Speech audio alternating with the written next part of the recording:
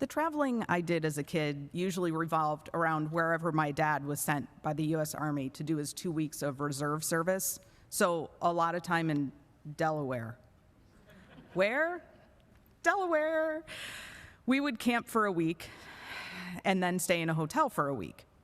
The lessons I learned here were that Tang and Pop-Tarts for breakfast hold special meaning to me. But if you made me eat them today, my teeth would probably voluntarily fall out of my mouth. That 1 week of air conditioning a year that we'd get at the Holiday Inn was divine.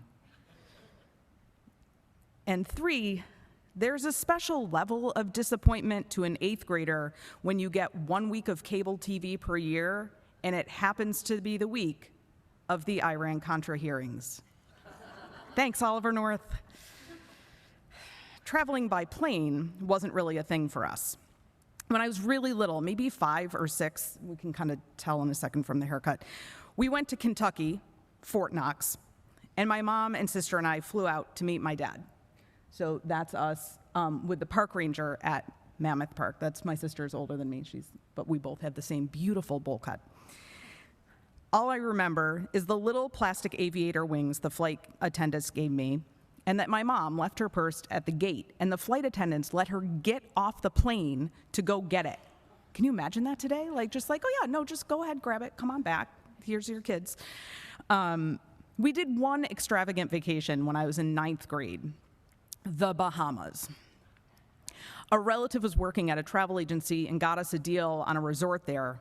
Day 1 was glorious. And then I got sun poisoning. You can see it happening right there. There I am on the right there. Got sun poisoning on my face, my eyes swelled shut, and I was sick for the rest of the vacation. Life lesson, don't forget to put sunscreen on your face. Somewhere along the way, I developed a pretty severe fear of flying, and travel wasn't really a priority in my 20s as I went through college and law school and got married and had kids. And so when I was in my late 30s, my colleague asked me to help chaperone a trip of students from Niskayuna High School, where I work, to France and Italy, and I was stunned. She knew I was essentially afraid of traveling, but there were 69 kids going on this trip, and she was desperate for chaperones. So I took the plunge. But I was pretty terrified. It helped traveling with someone who knew exactly how terrified I was. I allowed myself to be distracted, talking about what we were going to see, memorizing the kids' names in our groups, it's important, going through each page of the Sky Mall catalog while going through turbulence and picking out which ridiculous thing I would order from each page. By the 3rd flight of our journey, I was thoroughly tested, more on that later, which kind of steeled me for the rest of the trip. But before each trip since then, I still go through a little anxiety about everything that can go wrong, though it's waning a bit. And every time, distraction helps. 12 years later, I have traveled to 16 countries with students and am now in charge of these trips. I could happily bore you with all of the adventures and missteps of these trips, but I wanted to use my time today to reflect on what I've learned about myself, my community, and the global community through group travel. I want to acknowledge 2 things here. First, group travel is unique. It is not a vacation. It's a trip. I've gone on vacations. Oh, looking at you, Grenada. Oh, vacation. They are amazing, but school trips ain't it. Not that one couldn't learn similar lessons through vacationing, but they would be learned in a different context. Second, and more seriously, I recognize that travel is a privilege. It's a privilege in almost every sense of the word. Financially, some people would like to travel, but can't. Some people want to travel, but not with the goal of education or relaxation, for the goal of surviving. I think that because I started international travel a little later in life, I appreciate it more. Each trip is a gift. And for me, the question is, why am I doing this? What can I get out of this that will benefit others? How can my travel benefit the communities I'm visiting? Sometimes the answer is very clear and obvious, and sometimes I have to dig a bit to get it. I'm so grateful for the experiences I've been able to have. The travel company we use, Education First, does the brunt of the planning and covers the travel costs for me and the chaperones. I would not have been able to go to all of these countries without the logistical and financial support of EF. One of the check-in questions at a recent UU meeting was about how we handle adversity. I really had to think about it before answering. I had generally thought of myself as being kind of fragile and not being able to handle a crisis well. But the reality is that group travel has taught me how to handle adversity in a way that I've been able to translate into other aspects of my life. I think my answer to that check-in question was true. I don't overthink, put my head down to tackle the issue, and deal with the panic later. Now listen, I'm not gonna pretend that I learned this lesson quickly or completely. On my first trip, one of our students was running down a set of spiral marble stairs in her socks at our Florence hotel, and I don't have to tell you what happened next.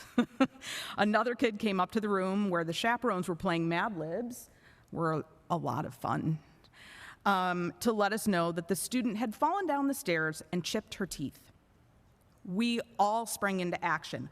Most of us doing logical and important things like concussion protocol and contacting parents and calming down other kids.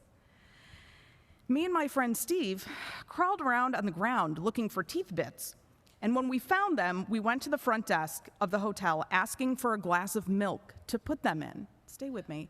Like, milk, not understanding at all. We just need a glass of, like milk. And they're like, what? We quickly realized that the quizzical looks they were giving us weren't about a language barrier. It's because we were idiots. We didn't need a glass of milk for little chips of teeth with no roots. We needed an envelope at best. We slunk upstairs and out of the way of the people who were truly handling the situation. The first time I realized I could handle adversity was within the first 24 hours of that first trip. As I mentioned, there were 69 kids and 10 adults going to France and Italy. Of course, we couldn't all get booked on one flight, so we were broken into 5 groups, and my aforementioned friend Steve and I had 17 kids in the last group to arrive. I was grateful to have a friend and very seasoned traveler as my partner and assumed he would deal with any issues that came up.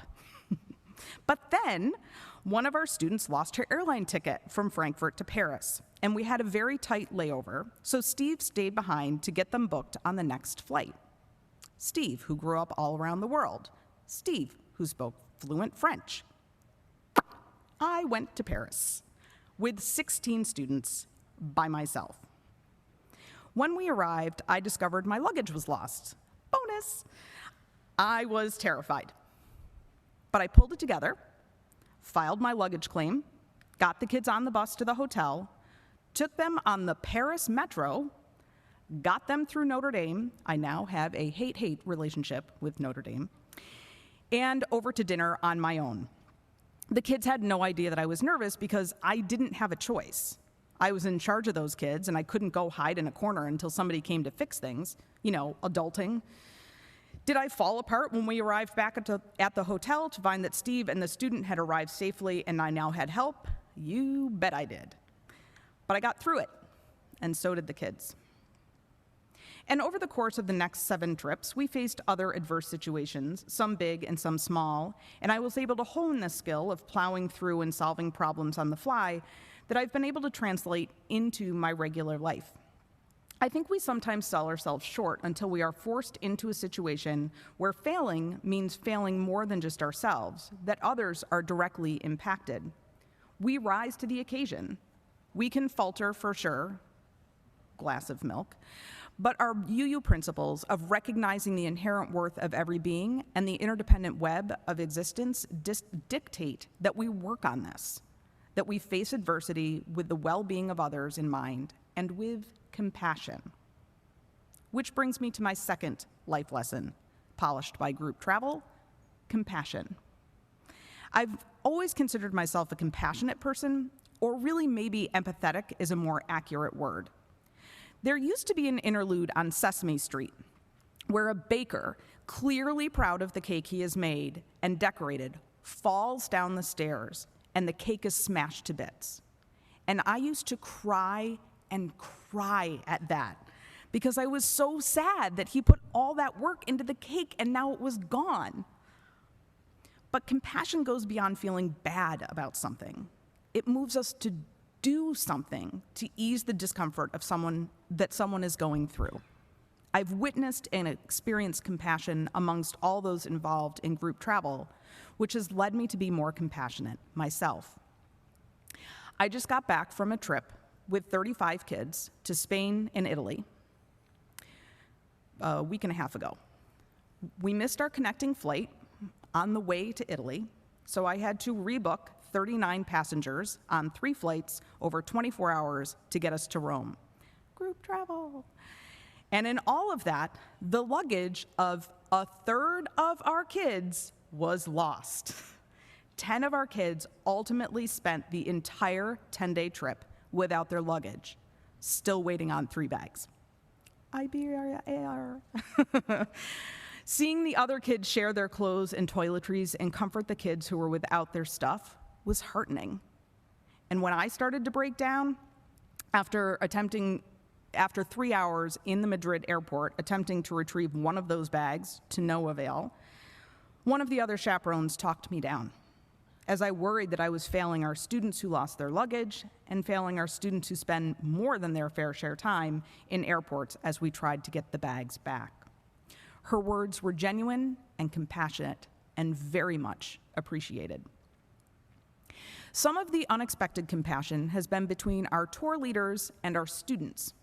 When traveling with EF, there is a tour leader who is from the area we are touring, is multilingual, and stays with us for the duration of the trip. We have always had great tour leaders, but the actions of a few have stood out to me as quiet lessons in compassion. In 2017, we took 9 kids to Australia and New Zealand for 2 weeks. Those 2 weeks included the 4th of July. Our tour leader, a transplant to Australia, but carried an enviable lack of laid-back kind of feeling about himself, recognized that the kids were missing the celebrations back home. So he told them to go to the market and get whatever they wanted to eat at a barbecue. He rented a pavilion in the park and cooked up all the food for the kids. He didn't have to. He wasn't told to. He recognized that some of the kids might be homesick and did what he could to alleviate it. Our tour director on our trip last year to 4 European cities, London, Paris, Brussels, and Amsterdam, overheard one of our students talking about certain comics he wanted to find in Europe that he couldn't find in the US. So whenever we were in a new city, she would quietly pull him aside and let him know where the comic book shops were nearby so he could check them out during his free time. Taking that extra step to make someone happy or more comfortable is something I'm much more attuned to now, that I see it so often on these trips, and I do my best to act compassionately as well. This has helped me as a chaperone, a teacher, a friend, and a mother for sure. There are some things on these group trips that I struggle with, and no, it's not usually the tour group chicken. When the dinners are prepared for a group that have while the dinners prepared for the group have vastly improved over the years, there's still usually at 1 meal per trip that we refer to as tour group chicken. It's usually kind of boring and bland, but palatable to many different tastes and dietary restrictions. The kids know it's coming, accept it, and compensate with a more flavorful lunch that day, and all's well that ends well. But for a number of our trips, I have struggled with the treatment of Native cultures by the host country and the travel industry. Don't get me wrong, the education about Native cultures have never been problematic in and of themselves, but I am often left to balance the importance of learning about Native cultures and exploiting them. I would be concerned about traveling to a country that didn't explain its relationship with its Native cultures, but I've learned to trust my gut about which side of the balance each country puts their Native cultures on. My alarm bells went off in Australia and in Peru.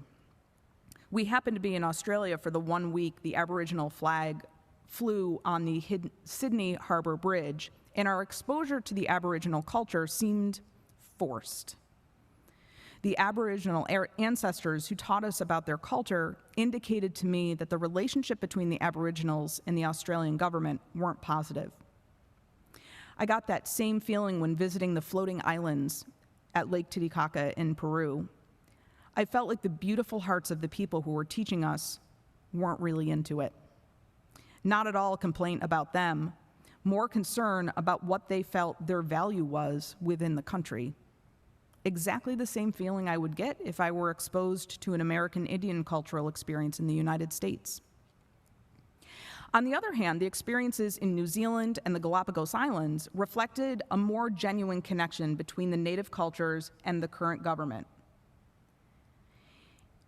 In New Zealand, we visited 2 Maori villages, and in both, the participants seemed comfortable and spoke frankly about the relationship between themselves and the government.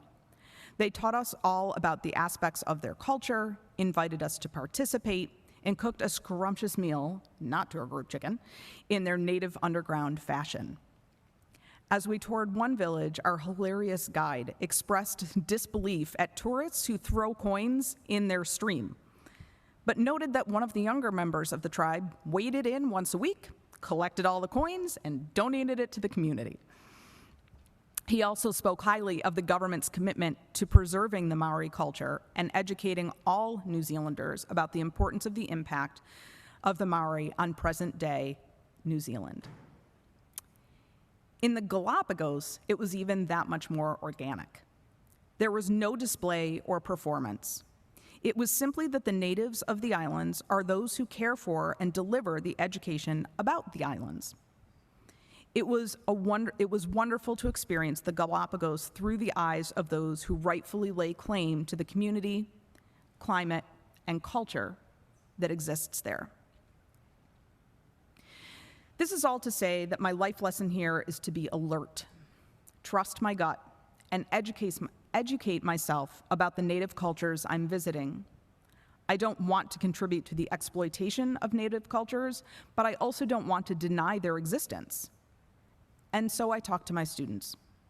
We discuss the importance of genuine and authentic native experiences and how we can support these cultures without appropriating or exploiting them. Is it enough? Nope. But I strive to balance that against our travelers being ignorant of these important cultures.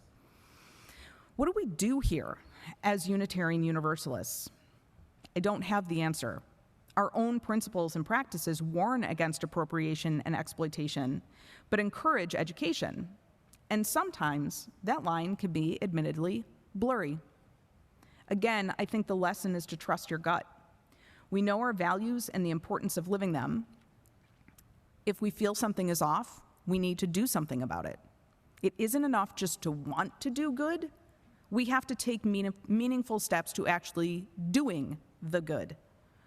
Our recognition of exploitation can't be performative. Our intentions aren't enough. If we feel something is off, believe that and do something about it, using empathy, compassion, and those tools to navigate adversity to honor and elevate Native cultures. All of that said, my favorite life lesson from group travel is this: stop, breathe, appreciate. It is so easy while being responsible for dozens of students to get bogged down in the minutia of the logistics and keeping everyone happy and safe. Sometimes you have to remind yourself to really drink in what you're experiencing. Of course, there are the big things. One of the top 3 things I've seen in my group travels is Michelangelo's statue of David in Florence. I literally gasped and allowed myself to take a good amount of time to really see the statue. The Galleria dell'Accademia Museum encourages that by the nature of how it is displayed, simply and under low light and low ceilings, considering the height. The detail, the perfection, stunning. thinking about the care with which such work was produced is awe-inspiring. Machu Picchu in Peru and the ruins at Ephesus in Turkey were other sites where I practiced this mindfulness. Allowing myself to stop and allow the history and enormity of the sites to wash over me was a conscious decision. When you're on kind of a conveyor belt of travel with dozens in your care, it's easy to not fully appreciate what you're experiencing. And these sites demanded that of me. Stop. Understand what you're seeing. But some of the things that evoke a similar reaction are small. The green space in Madrid a couple of weeks ago made me pause, appreciating the attention to balancing historical with modern, with parks and trees, prompted me to immediately text my family to say, brush up on your Spanish, we're moving to Madrid. Similarly, the boat rides between the islands in the Galapagos reminded me to stop, breathe, and appreciate.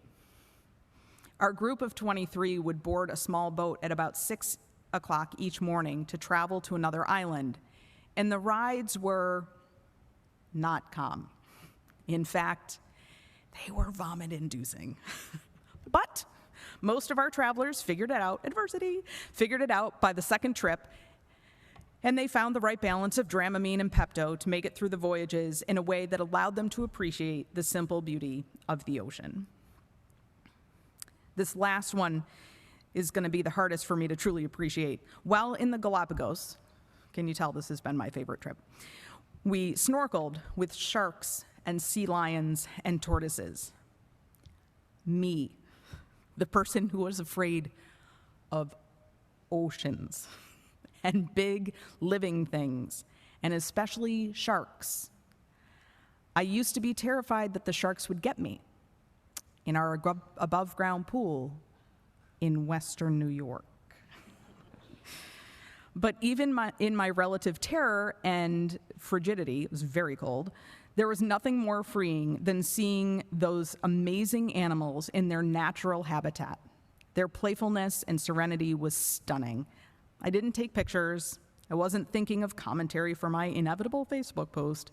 I just enjoyed the simplicity of nature around me. The impact this last lesson has had on me is profound. It has reminded me on a daily basis to pay attention to the little things, to be grateful for the privilege of being able to be reflective and serene. And when I really thought about it, it reminded me of the feeling I get when I'm here, when I'm sitting over in the pew observing the little things that calm my spirit.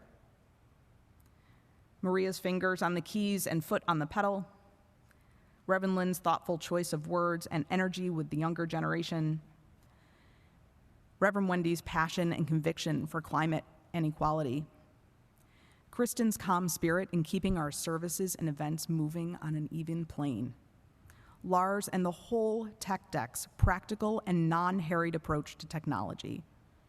It's all to be appreciated.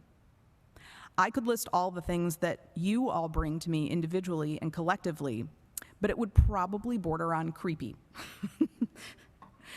But that's it, right? It's the appreciation of those around us with compassion in our hearts, with the tools to work through adversity, to name the things that make us uncomfortable, and figure out how to honor and change them appropriately. May it be so.